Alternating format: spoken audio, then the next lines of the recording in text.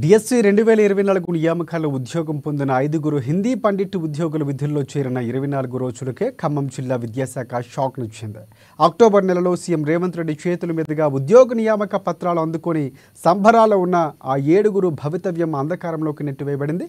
తమను విధుల నుంచి తొలగించిన కారణాలు తెలపాలని ఖమ్మం జిల్లా విద్యాశాఖ అధికారి కార్యాలయం ఎదుట బాధిత అభ్యర్థులు నిరసన వ్యక్తం చేశారు. ఇదే అంశంపై మరింత సమాచారాన్ని మా ప్రతినిధి ఉపేందర్ అందిస్తారు. అంతా సవ్యంగా సాగింది అనుకున్న డిఎస్సి నియామకాల్లో ఖమ్మం జిల్లాలో గందరగోళం ఏర్పడింది.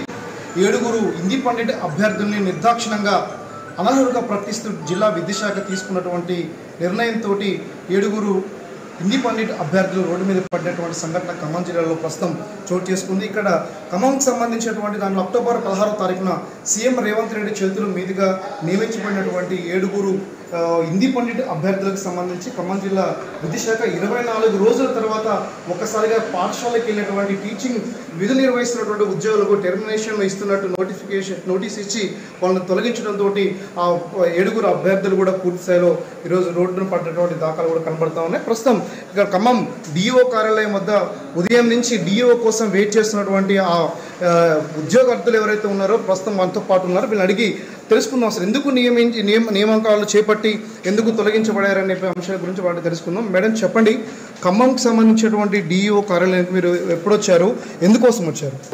మమ్మల్ని 2024 డిఎస్సిలో నన్ను ఎల్పి హిందీగా మధుర మండలం చిలుకూరు హై స్కూల్కి నన్ను పంపించారు. జెడ్పీహెచ్ఎస్ స్కూల్కి నన్ను అపాయింట్ చేశారు సార్. వెరిఫికేషన్లో కానీ నోటిఫికేషన్ ఇచ్చినప్పుడు కానీ నేను అప్లై చేసినప్పుడు కానీ ఎక్కడ నన్ను నువ్వు ఎలిజిబుల్ కాదని నాకు చెప్పలేదు. వెరిఫికేషన్ రోజు కూడా మీది ఎలిజిబుల్ కాదని కూడా నాకు చెప్పలేదు. నేను 24 రోజుల నుంచి స్కూల్కి వెళ్తున్నాను.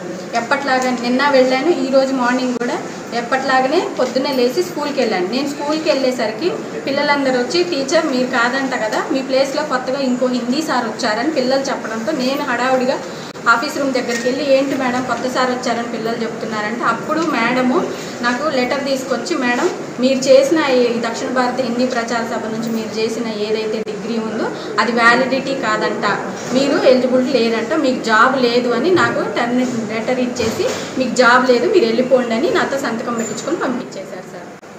మేడం మీరు చెప్పండి, ఎక్కడ మీరు హిందీ పండిట్ ఎక్కడ ట్రైనింగ్ తీసుకున్నారు, మీ జిల్లా ర్యాంక్ ఎంత, ఏమని చెప్పారు డిఓ? మా జిల్లా ర్యాంక్ 5వ ర్యాంక్ సార్. నాకు నా లోకల్లో ఉన్న ఒక పోస్ట్ అంటే 5వ ర్యాంకు. 9వ తారీఖు రేవంత్ రెడ్డి గారి చేతుల మీదుగా మాకు అపాయింట్మెంట్ ఆర్డర్ ఇచ్చారు. 10వ తారీఖు డిఓ ఆఫీస్కి మేము రిపోర్ట్ చేసాము.